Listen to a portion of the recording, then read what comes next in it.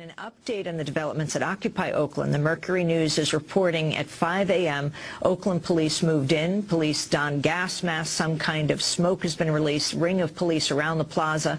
Police blocking off the intersection of 14th and Broadway. Police dismantling the barricades, throwing them into the streets, also tearing down signs, ripping them up. Protesters are sitting down. Police are now leading them away handcuffed. Police en masse are moving in on the camps. Again, that from the Mercury News. The Chronicle also reporting, the San Francisco Chronicle, that flashbang grenades were used.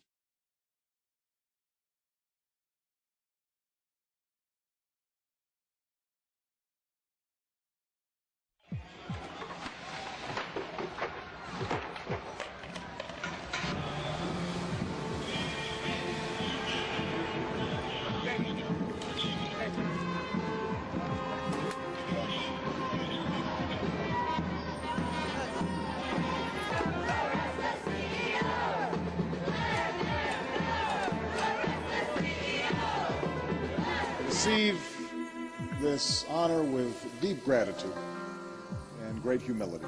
Earlier today, around 4:30, a motorcade arrived. You could see officers in riot gear out there, personnel moving in on the protesters. A number of white vans are stationed there. There is a chopper overhead.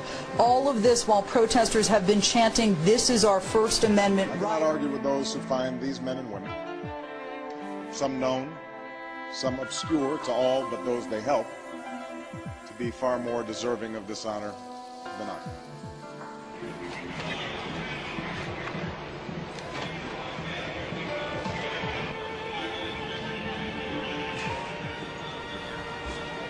Billions have been lifted from poverty.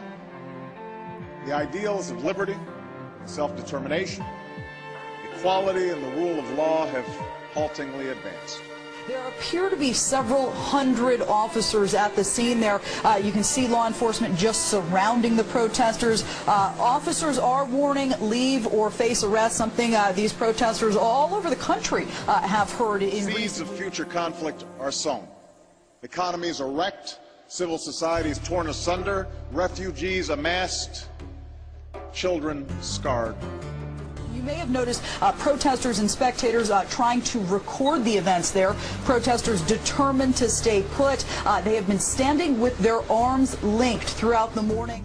Because we seek a better future for our children and grandchildren, and we believe that their lives will be better if others' children and grandchildren can live in freedom and prosperity.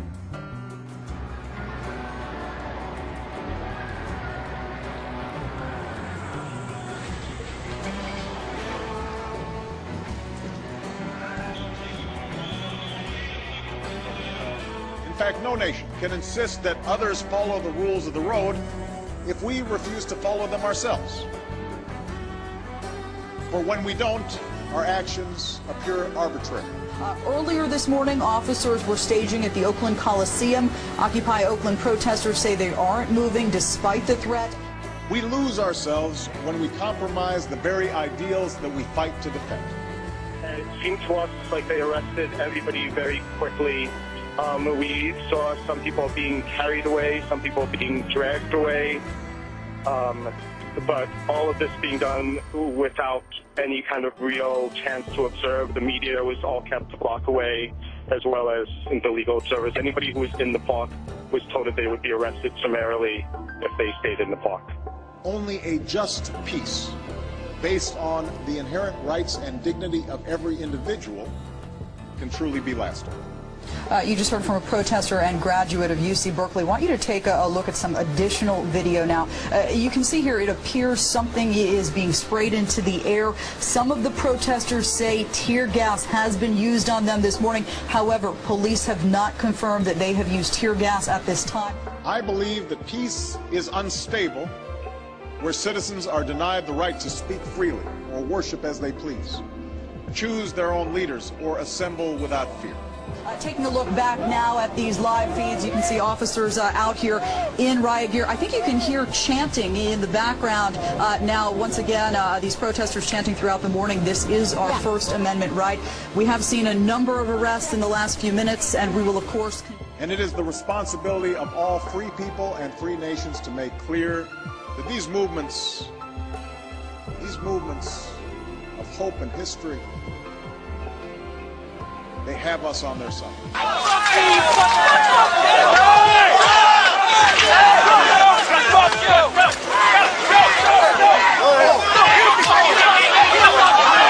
We got that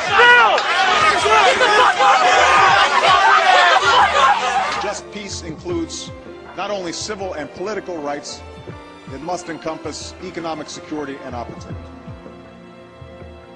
For true peace is not just freedom from fear, but freedom from want. While this was anticipated, it should make everyone really consider the monopoly of violence and the use of force on behalf of the state against its own citizens, and whose interests are we really protecting?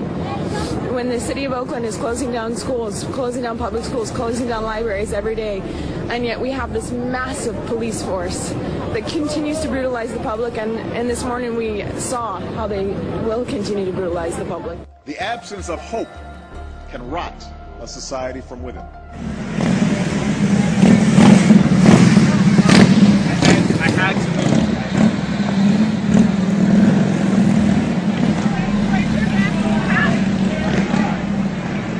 Somewhere today, in this world, a young protester awaits the brutality of her government, but has the courage to march on.